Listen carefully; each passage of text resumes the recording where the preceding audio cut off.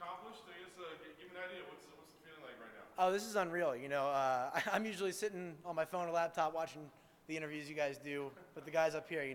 I started training when I was 6, and I started watching the UFC when I was around 10. And back in those days, were like the Tito, Randy, Chuck days. When it was just it was a little more ruthless. It wasn't as professional. It was a little crazy, and that's what I wanted to do.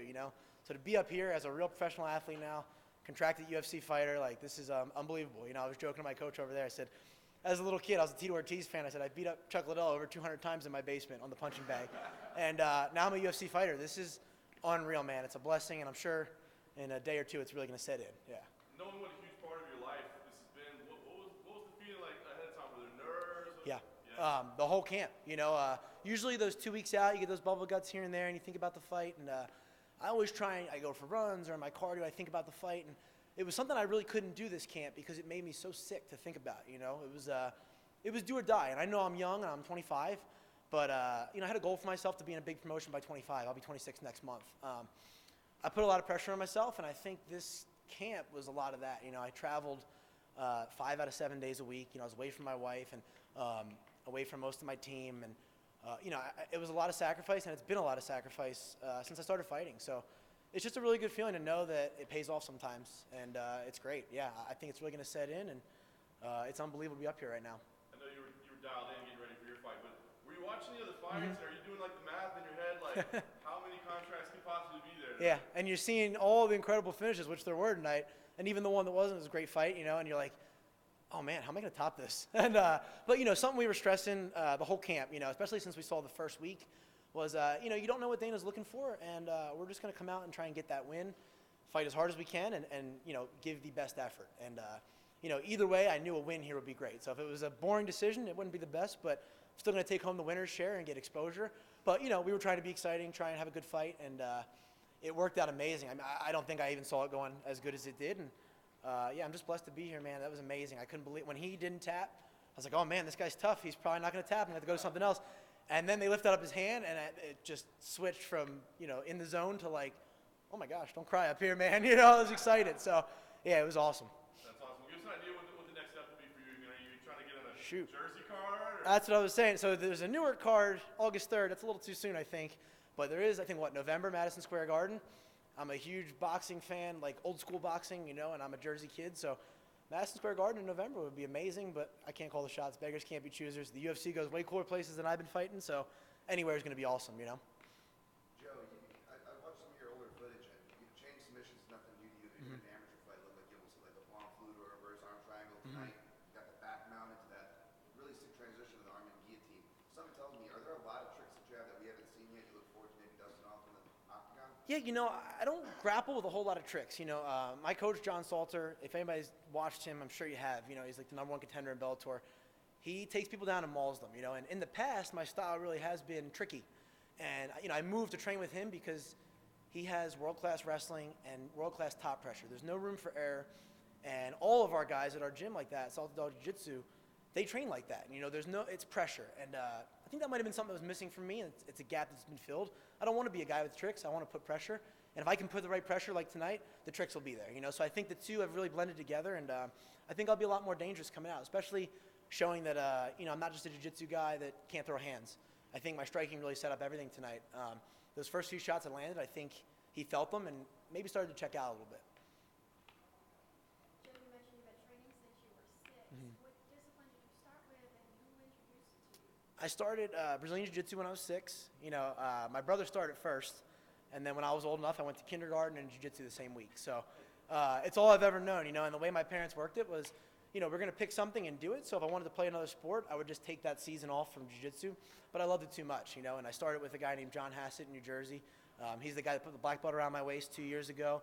I still go up and see him, and he texts me, he calls me, I go train with him, and man, I just had really good role models like that my whole life. I was in adult class since I was 8. So I've just had guys pruning me and steering me, and we always laugh. Like, I used to write letters to UFC fighters and stuff to get autographs, and they jokingly say, like, are you writing these letters saying you're Joey with a backwards Y in crayon, like you're a lot younger? And we always joke, I'm like, do you think Joey with a backwards Y would get here? Like, it feels unreal, So this has been pretty much since I saw the UFC the first time, I wanted to do this, and I was just lucky that I found jiu-jitsu early in life. I think jiu-jitsu changes lives, all martial arts do, but especially that for me, you know. You mentioned the nerves. Was that amplified at all once you got into this building and saw the production that they were actually going to have to fight on? No, you know, I was fortunate enough to fight most of my fights at CFFC, which is a really good regional promotion. They have the cameras in your faces and the bright lights. And, you know, when I fight there, it is in my home area up in Jersey and Philadelphia. So that's a lot of pressure. I got people screaming and all that. Here I only have like 6 people. So I was like, well, you know, there's a lot of people watching at home, but I can't see their reaction, so it's okay. But, yeah, I think that prepared me for this. And I think the nerve-wracking part is the lead-up. You know, the lead-up is a tough thing. We got here, it's time to work. And I've been competing since I'm 6. And, you know, I think all that, all the losses I took, all the, you know, road trips to these tournaments and all that, that was my whole upbringing. So I think I know when it's time to switch to a competitor. If I get nervous, I'm familiar with that feeling. You know, this is what I've done my whole life. I really don't know anything else. So that kind of kicked in tonight as soon as I set foot in the cage. In the weeks leading up to this fight, the weeks and weeks you're visualizing how you're going to win. What did you fantasize about the most? You know, I don't like to pick an outcome like that. A lot of people do. I think I just visualize the toughest fight possible. You know, if it goes better, that's amazing. But I just want to see myself getting hit and maybe getting taken down, getting beat, and coming back and hanging in there. You know, if I can do that, I think, you know, I can put on great performances because anything above that is a bonus, you know. So I was prepared to go to war tonight for 3 hard rounds, and that's what we trained for. I mean, this training camp, they all have been, you know, absolutely grueling, but this one especially. You know, we were training at Salted Dog Jiu-Jitsu. The training partners there are unreal. I got 2 guys, you know, I said John Salter and I got Corey Crumpler, like the 2 mean big brothers I never wanted. Like, they're the nicest guys in the world, but when we train, they absolutely maul me, you know. So I have those guys. We were going, you know, to my home gym that I moved from at Fitness Edge MMA. I still go back there, work with my boxing coach. And then we were going to Jimmo's in Charlotte with Jeff Jimmo, who's an absolute genius. And I think the 3 together just blend so well. They're all good people, and all the training partners. I was just ready for anything tonight. You prepared for war, but what you got instead was a dominant finish. Mm-hmm. Was it a little shocking, kind of surreal in that? I know I can finish people. You know, there's no secret in that. This is my 8th win, and I have 7 finishes. As an amateur, I had 5 fights, 5 finishes.